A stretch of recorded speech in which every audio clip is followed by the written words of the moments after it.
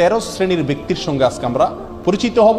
এই 13 ক্যাটাগরির কোনো একটিতে যদি আমরা কেউ থাকি, তাহলে ইবাদত কবুলের যে মৌলিক শর্ত আছে সেই শর্তগুলো পাওয়া সত্ত্বেও আল্লাহ সুবহানাহু ওয়া তাআলা আমাদের ইবাদত গ্রহণ করবেন না। তার ভিতরে 1 নম্বরে যে ব্যক্তির কথা বলবো, মুশরিক, যে অমুসলিম ছিল, ইসলামে আসছে, আইসা আবার যদি ইসলামে অমুসলিমদের মধ্যে ফিরে যায়, সে মুসলমানদের মধ্যে সমাজে ফিরে আসার আগ পর্যন্ত তার কি হয় না, কোনো আমল আল্লাহর কাছে কবুল হয় না। 1। 2 নম্বর হলো পবিত্রতা অর্জন করে না যে ব্যক্তি সঠিক উপায়ে, সেই ব্যক্তির সালাত কবুল হয় না। নাম্বার 3, যেই ব্যক্তি আত্মসাৎ করে অন্যায়ভাবে হারামভাবে টাকা কামাই করে দান করছে, তারও দান কবুল হবে না। নাম্বার 4, যে প্রাপ্তবয়স্কা মহিলা তিনি ভালো করে ওড়না মাথায় দিয়ে ছতর ঢেকে সালাত আদায় করেননি, তারও কি হবে না, সালাত কবুল হবে না। নাম্বার 5, যে মহিলা সুগন্ধি লাগায় মসজিদে গেছেন, বাহিরে গেলে তো আরো ভয়াবহ অবস্থা, সেই মহিলা ওই সুগন্ধি ধোয়ার আগ পর্যন্ত, গোসল করার আগ পর্যন্ত, দূর করার আগ পর্যন্ত তার সালাত আল্লাহর কাছে কি হবে না, কবুল হবে না।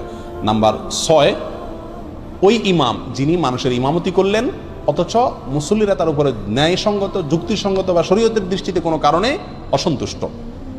নাম্বার 7, ওই মহিলা, ওই স্ত্রী যিনি সারাটা রাত কাটালেন অথচ স্বামী তার উপরে অসন্তুষ্ট, তিনি সন্তুষ্ট করার চেষ্টা করলেন না, অবশ্যই সেটা ন্যায়সঙ্গত উপায়ে এবং গোয়ার্তুমি করে নয়।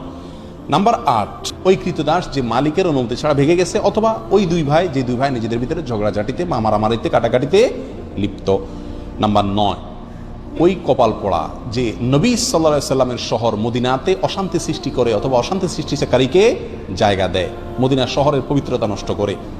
নাম্বার 10, ওই সন্তান যে মা বাবার অবাধ্য, নাফরমান, মা বাবার নির্দেশ অমান্যকারী। 11 নম্বর, ওই ব্যক্তি যে দান করে খোটা দেয়। 12 নম্বর, যে ব্যক্তি ভাগ্যকে বা তাকদীরকে অস্বীকার করে।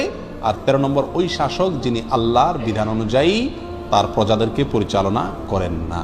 আল্লাহ তাআলা আমাদের সবাইকে এই 13 শ্রেণীর প্রত্যেকটা থেকে নিজেদেরকে মুক্ত করার তৌফিক দান করুন, এমনভাবে ইবাদত করার তৌফিক দান করুন যাতে আল্লাহর কাছে এটা গ্রহণযোগ্য হয়, কবুল হয়। তাহলে 13 ব্যক্তিকে আমরা পেয়ে গেলাম যাদের সালাত অথবা নেক আমল আল্লাহর কাছে কি হয় না, গ্রহণযোগ্য হয় না। আল্লাহ তাআলা আমাদের সবাইকে এই 13 ক্যাটাগরি থেকে নিজেকে মুক্ত করার তৌফিক দান করুন।